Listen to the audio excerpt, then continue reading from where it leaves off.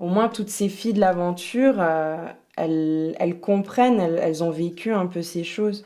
Un concours de beauté réservé aux femmes rondes pour les aider à se sentir mieux dans leur corps, c'est l'opportunité qu'a saisie la spinalienne Mathilde Didlot.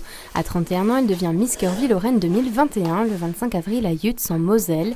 La jeune femme a défilé dans 4 tenues différentes avec 11 autres participantes, une expérience qu'elle n'imaginait pas vivre il y a encore un an. Je pensais pas qu'il existait des concours pour les femmes qui correspondent pas aux normes de beauté. Et quand j'ai vu que ça existait, j'ai pas réfléchi, j'ai tout de suite envoyé mon mail. Des normes que ce concours exclut, seule condition pour y participer, faire une taille 42 ou plus. Je pense que ces normes sont désuètes tout simplement. Elles représentent des critères que certaines personnes ont décidé de mettre. Et c'est pour ça que c'est important avec le concours Miss Curvy de montrer d'autres images, d'autres morphologies, montrer qu'il n'y a pas qu'une femme qui rentre dans les critères de beauté, qu'il y en a plein et que la beauté elle se retrouve dans plein de morphologies. Dans son dressing, Mathilde a une majorité de vêtements qui mettent en avant sa féminité, une revanche face aux moqueries qu'elle a subies adolescente. Lors de ce concours, à l'issue duquel elle a été sacrée Miss Curvy-Lorraine, pas de show en public en raison des conditions sanitaires, le comité Les Courbes de Lorraine a dû se résoudre à organiser un défilé virtuel,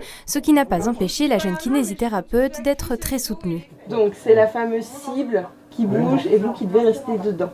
Quand j'ai su qu'elle se présentait à Miss Curvy-Lorraine, je l'ai soutenue, mais alors à plein pot. Mes collègues masculins l'ont plutôt charriée.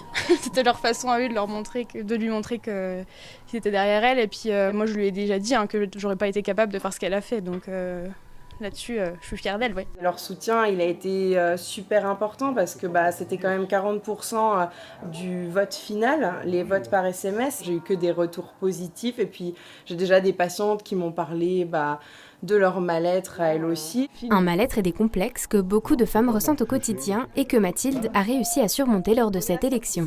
Toutes les femmes qui peuvent se reconnaître dans mon parcours, j'ai vraiment envie de leur dire d'être moins dures envers soi-même parce que souvent on est les plus durs avec notre corps, de prendre du recul et de s'accepter tel qu'on est. Prochaine étape pour la spinalienne, le concours Miss Curvy France. Il devrait se dérouler d'ici la fin de l'année du côté de Bordeaux.